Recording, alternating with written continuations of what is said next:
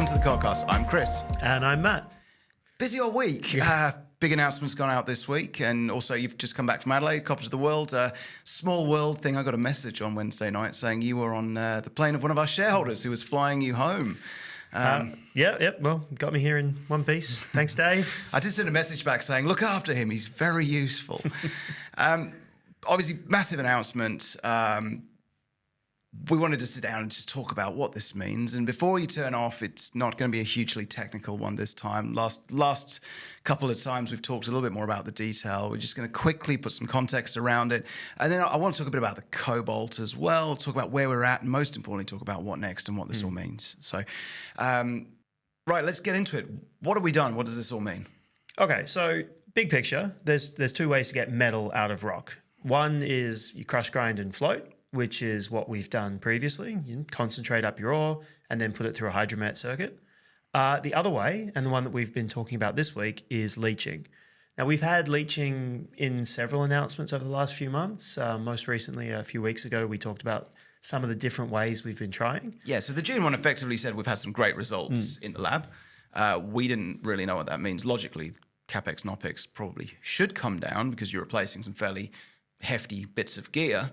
Oh, the entire flotation circuit, for one. Yeah. I mean, that's a pretty sizable chunk. And then there's the Albion circuit, the various bits and pieces that go along with that, like the O2 plant. Overall, massive reduction in CapEx, about 74 million, I think. Yeah, and it's a pretty serious process to go through that. You don't just pull up a bunch of spreadsheets and add up a few items. This is optimization. It's calculating optimal ratios. It's calculating how much water in the slurry. It's calculating the size of tanks, how many tanks, and you've got lots of choice variables. So all that work's been done. The results are, I think, surprised even us how good they were. Yeah, I mean, we always sort of thought, well, it's looking good, but I don't think we expected to go up by as much as we did on an NPV basis until we actually got the numbers from the Mets. So in summary, CapEx has gone down. OpEx has gone down, possibly a surprisingly large amount. Yeah, I think it's about $7 or $8. But that's what you get when you are not crushing. Oh, sorry, you're still crushing. You're not grinding is fine. The entire float circuit, again, is gone. You don't have to pay for that. Much simpler reagents. Just a lot of stuff has gone our way. Yeah, as we said, generally, you know, globally about 80% of copper extraction is done via flotation, and then about 20% by leach. So this is by no means an unusual process. Often leach is well known for being lower cost, and I think that's usually what you try first. We've tried various technologies.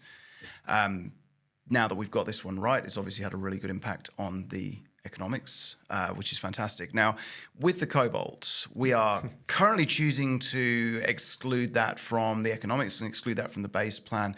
Let's start technically, and then let's talk commercially a little bit about the Cobalt, because we have not given up on the Cobalt. We're not dropping it. No. There's the previous iteration of the scoping study. If you go back and have a look, I think it's about $1.5 billion worth of Cobalt revenue. Yeah, about 1.5 Aussie. Yeah, we're not going to walk away from that without a fight. Yeah, and we've got the majority of that back in this economics from the increase in recoveries of copper and silver. Yeah. So basically, the way that the economics have changed, you've handed off $1.5 billion worth of Cobalt for now.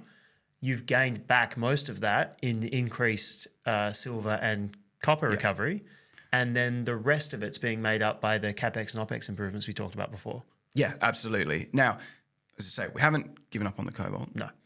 Maybe just talk very briefly to what we're doing with that. Yeah, so... And why it's not currently in the base plan as well. I think that's important. So when you put anything out to market, you have to be able to stand behind it very confidently. You have to have reasonable basis, and you have to have your confidence and the CP's confidence that it's going to be replicable, reasonable basis. It's the core of everything we do.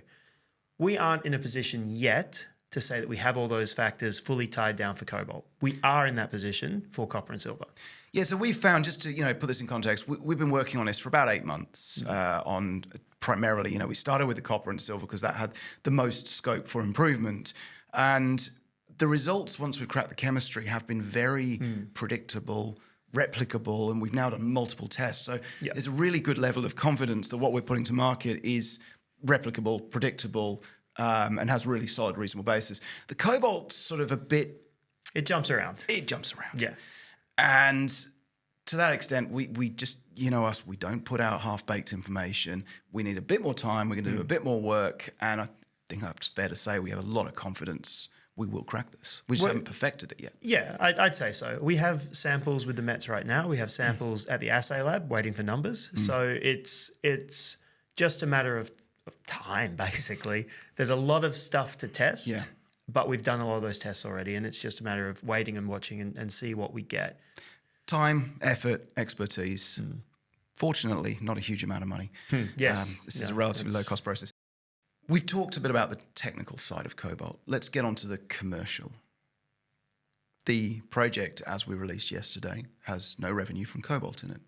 We've said we have a lot of confidence we're going to get that back in. So why have we put this forward? Well, one of the things I talk to a lot of very large groups, large funds. I've sat in the conference rooms in London and Toronto and talked to these people, gone through our model and looked at it. And a lot of the feedback has always been, we really like the project. You know, I've never had any major technical red flags raised at all, especially on things like the mining engineering. Nobody is going to debate the location particularly. It's genuinely, so rarely, can you say this truthfully, but genuinely a true tier one location. But the Cobalt does produce, or it introduces a level of both technical and marketing risk. Copper and silver, two of the world's most attractive commodities. They are bankable. They have deep liquid markets. Cobalt, and again, this is a widely held view, is an attractive product. But, you know, battery chemistries move around. I mean, you know, subject for another time, we talked about sort of EVs and things like that. Generally, the higher performance of the battery, the more cobalt's in there. Solid state batteries, which are often tipped to be the future, at present rely on a cobalt chemistry. So cobalt's not going anywhere anytime soon, but there's no doubt the spot price has been at 100. It's been down at 20. The long-term average has been $57,000 a ton. We start at 47 in our model, and that rises based on the benchmark minerals forecast, right? Yeah. But cobalt is very tricky to predict. It's very tricky to understand what's going to happen in the future, and it's quite hard to bank. And that has been feedback that we've had, which is cobalt introduces a level of commercial risk, and on top of that, a level of technical risk, because the certification and, you know, there's really only copper cathode. There's silver doré, there's products you're going to sell from Elizabeth Creek. We have about 6 or 7 options for the cobalt, from a hydroxide to a mixed precipitate to a sulfate to a sulfide. And so again, it adds a lot of that challenge as well. Let me put it simply. There's absolutely nothing wrong with the cobalt, right? It has strategic value. It's got tax incentives as well. That's certainly a factor to consider. Absolutely. It's got tax incentives. It's got strategic value. There's critical minerals incentives. There's obviously, you know, America stockpiling at the moment and the risk that very heavily China-controlled production out of the DRC. But it is a very attractive product to have in the mix. It's not a great dependency. And what we've done now is taken away that dependency and made the project based on 2 incredibly attractive, deeply liquid markets with lower technical risk by far. And then left the cobalt essentially to be cream. It's upside. You can look at it from the point of view of risk and say, well, under the previous paradigm, there is price risk in the cobalt and there is technical risk in the cobalt. Not overwhelming, but it exists. Yeah. What we have under the current flow sheet is absolutely zero risk from cobalt because there's no cobalt. But the risk that does exist is 100% to the upside. We're fairly confident we'll get the cobalt back into the flow sheet, and when we do, it can only improve the NPV. Yeah, it's the joy of the CodCast, right? You can't say this in an announcement, not because there's anything wrong with saying it, but because it's too colloquial. The cobalt's cream. It's the prize on top. It has been taken from, as you say, a downside risk, not enormously. I think we are able to control all of those. Yeah. But it is certainly viewed as a additional level of risk. And it is now a pure upside risk. It's cream. And you know, that's a fantastic thing to have. And so again, we wanted to take this time. It's not an easy one to explain. Like, why are you taking cobalt out? Well, because copper and silver are so attractive, and we wouldn't have done it if we hadn't have got such amazing numbers based on a very, very detailed and careful recalculation of everything. But the numbers are amazing. Yeah.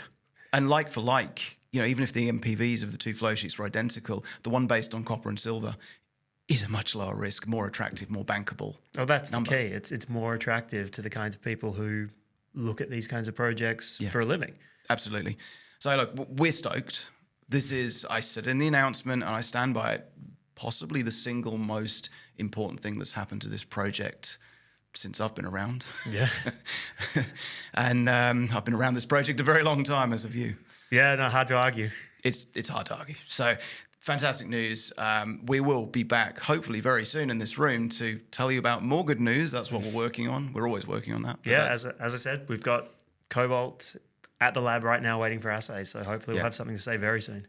We're working on it. And look, again, thank you. As always, questions, info@codaminerals.com. Yeah, please do send some questions. Happy to sit down and answer. Yeah, we are. We try and be very available. And again, thank you very much for viewing. Yeah. Thanks, everyone. Cheers.